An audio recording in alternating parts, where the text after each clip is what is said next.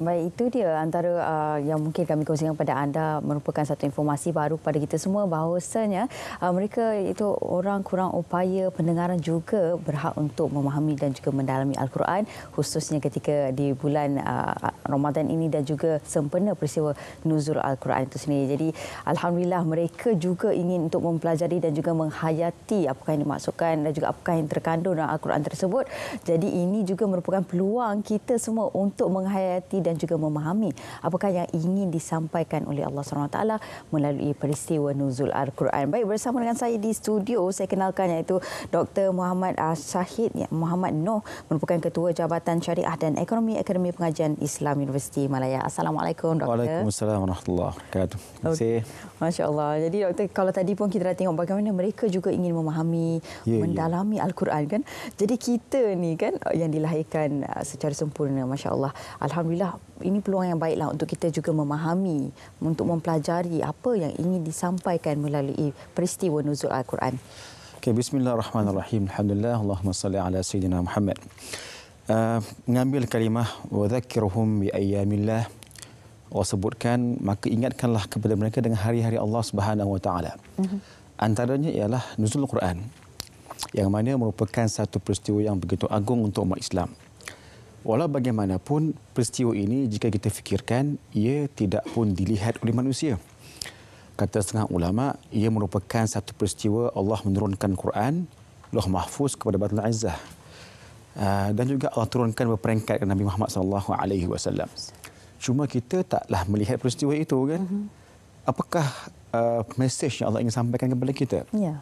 Baiklah, antara lain banyak mesejnya, cuma kita cuba kongsikan dan juga kita ringkaskan, ialah satu gesaan daripada Allah Subhanahu wa taala agar kita umat Islam menggunakan akal dalam kita mencari ataupun mengesani ataupun menghidupkan kesan-kesan yang menunjukkan ia adalah merupakan kalamullah.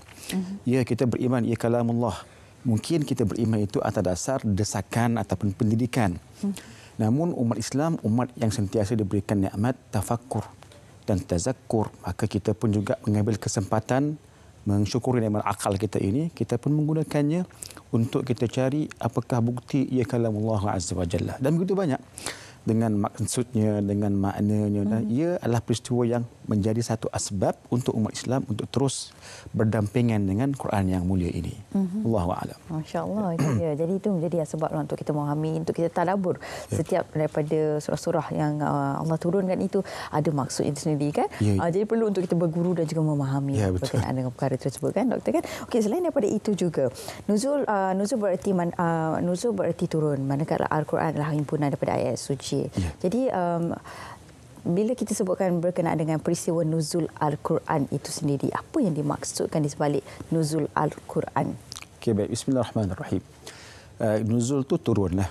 Quran tu merupakan kalamullah azza wa jalla. Namun bila kita lihat kalimah nuzul tidaklah bermaksud ia turun atas ke bawah kan?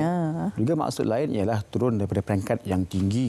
Allah azza wa jalla, bukan tinggi pada tempatnya, tak, tinggi kedudukan Allah yang begitu tinggi yang mulia kepada kita hamba. Dan turunnya itu adalah sebagai satu kerahmatan dan satu hidayah kepada kita. Kerana manusia itu ada diberikan nikmat akal. Akal ini alat. Macam kita punya mata lah. Alat. Mulut alat bercakap kan. Tangan alat untuk memegang. Namun alat itu tidak akan boleh digunakan dengan sempurna kalau tidak ada pemandu ataupun panduan. Oleh itu sentiasa digambarkan kata ulama dalam kalimah liyukhrijuhum minadh-dhulumati ila nur, untuk dikeluarkan mereka itu daripada kegelapan akal manusia. Kita berakal. Namun nak pergi mana hidup ini tidak akan mampu kita dapat panduannya melainkan dengan nurnya Al-Quran Al-Karim. Betul. Oleh itu bila nuzul Quran itu Allah menurunkan satu panduan ataupun kitab hidayah untuk manusia itu yang telah pun ada akal padanya, yang beralatlah kepada kita. Digunakan panduan itu untuk mereka boleh mengemudi hidup ini ke arah yang kekal abadi. Itu di antara benda yang boleh kita ambil daripada maksud ataupun daripada mesej nuzul Quran Al-Karim kepada manusia, bukan hanya semata-mata membaca. Baca betul lah, kita baca. Tadarus, tilawah, memang itu memang kewajipan lah, keperluan lah. Namun yang lebih mahalnya ialah nuzul adalah untuk memandu manusia ke arah kebaikan dan kebahagiaan yang kekal abadi. Itu sedemikian. Ya Allah, Masya Allah. Jadi Al-Quran itu merupakan petunjuk pada umat manusia lah kan. Jadi ia menjadi panduan untuk kita faham semua aspek kehidupan tu dah terkandung dalam Al-Quran tu sendiri kan Ustaz kan. Jadi selain daripada itu doktor, jadi ialah kalau kita kata ketika peristiwa nuzul Quran ni kita kena memperbanyakkan lagi baca Al-Quran, perbanyakkan lagi amalan. Tapi ada juga wanita-wanita yang di luar sana sedih sebab mungkin tak sempat kan kesempatan ni pula bercuti.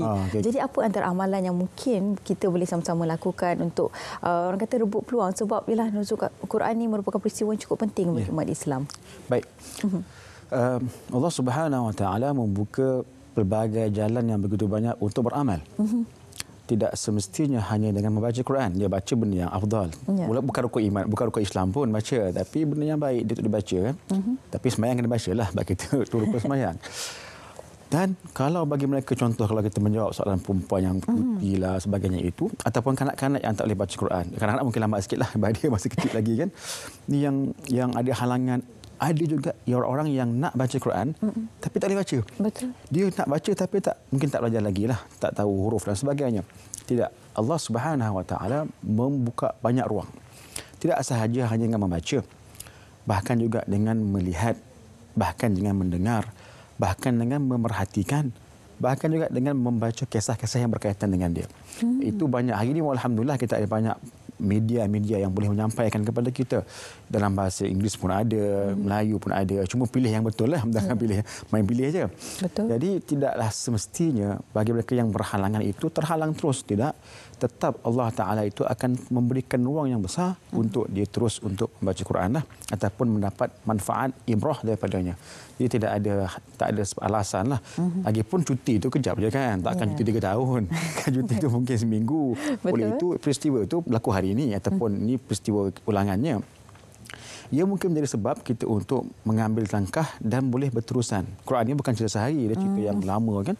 Betul. Bahkan kalimah tazakkur, tadabbur, ta'aqqul, tafakkur tu bilaan daripada kalimah tafa'ala, ada ta dan ada sabdu kan. Itu menggambarkan bahawasanya ia peristiwa yang mengambil masa proses. So bukan sehari lah, 1 tahun, 2 tahun bahkan sampai lah kita dijemput oleh Allah Subhanahu Wa Taala. Itu proses yang panjang lah. Betul. Jadi menjadikan untuk hari ini menjadikan kita memperbanyakkan lagi lah bacaan Al-Quran, menjadi titik permulaan kita mungkin Ustaz kan. Jadi insya-Allah jangan orang kata jangan sia-siakan peluang yang ada ni. Banyak sebenarnya cara Ustaz. Masya-Allah. Okey, selain daripada itu doktor, firman Allah ya daripada surah Al-Baqarah ayat 185 iaitu firman Allah bermaksud Ramadan yang padanya diturunkan Al-Quran menjadi petunjuk bagi sekalian manusia dan menjadi keterangan yang menjelaskan petunjuk dan menjelaskan perbezaan antara yang benar dan juga yang salah. Jadi mungkin Ustaz boleh perincikan apa yang ingin disampaikan oleh Allah SWT melalui surah Al-Baqarah ayat 185 ini. Baik, bismillahirrahmanirrahim. Ringkas. Perinci tu panjang tu. Kita ringkaskan insya-Allah. Okey. Bila Allah sebut tentang beberapa tema dalam ayat itu ialah turunnya Quran di bulan Ramadan yang mulia dan sebagai hidayah, juga sebagai penerangan kepada hidayah atau petunjuk, dan juga sebagai pemisah hak dan yang batil. Jadi bulan yang mulia, Allah pilih tempat yang mulia untuk menurunkan kalamullah yang mulia. Apakah fungsinya itu untuk manusia dari tiga benda itu, iaitu hidayah, penerangan kepada hidayah, dan juga kepada untuk furqan. Kalau dilihat dari sudut turutan, Allah inginkan menarik manusia. Itu Allah punya rahman kepada kita kan, dan tarik kita. Kita ni mungkin tak nampak kebenaran walaupun secara insaninya kita fitrah kita ni nak bertuhan. Dan kita rasa rendah dan kerdil sebagai hamba. Namun Allah nak tarik manusia. Bagaimana step dia? Allah berikan satu hidayah berbentuk umum. Itu yang ada mula-mula mengecap dahulu. Tak mungkin orang mengecap terus alim semua. Tak mungkin. Betul. Lepas tu Allah dah buka hatinya untuk masuk Islam ataupun untuk kita lah daripada kecil. Hati kita akan belajar step by step kan? Barulah akan pergi kepada bayinat, satu penerangan yang begitu detail tentang Islam, dan kita akan nampak akan keindahannya agama mulia ini.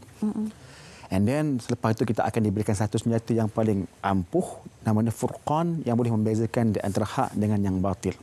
So itu package yang lengkap Allah turunkan di bulan yang mulia untuk memandu manusia, bawa mereka kepada kebahagiaan yang kekal. Tapi ada step. Dia tak boleh terus terjun dapat semua benda kan. Saya nak jadi oleh ulama tak boleh, tak mungkin. Benda tu proses. Dia kena belajar. Namun itulah bagaimana sayangnya Allah kepada kita. Poin kita tu. Ya Allah ni adalah Allah buat kita. Tak minta pun. Pernahkah kita buat surat? Ya Allah buat saya, tak pernah kan? Allah buat kita.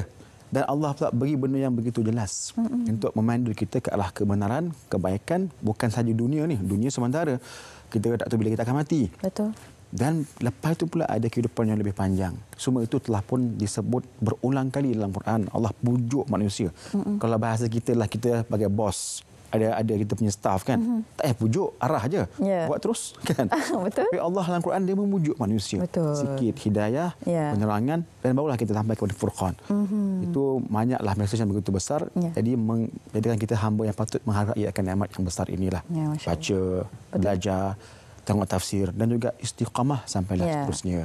Baik, itu dia antara perkara yang perlu kita ambil daripada surah Al-Baqarah ayat 185 itu. Allah menegur kita dengan lembut, ya.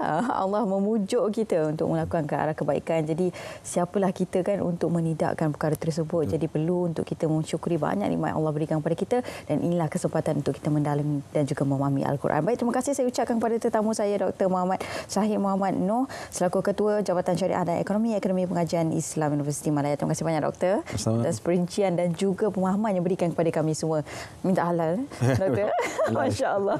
Okey, dan seterusnya juga kita ingin kongsi kepada anda berkenaan dengan pakej yang kami sediakan. Biar betul tak pasti, jangan kongsi. Silakan.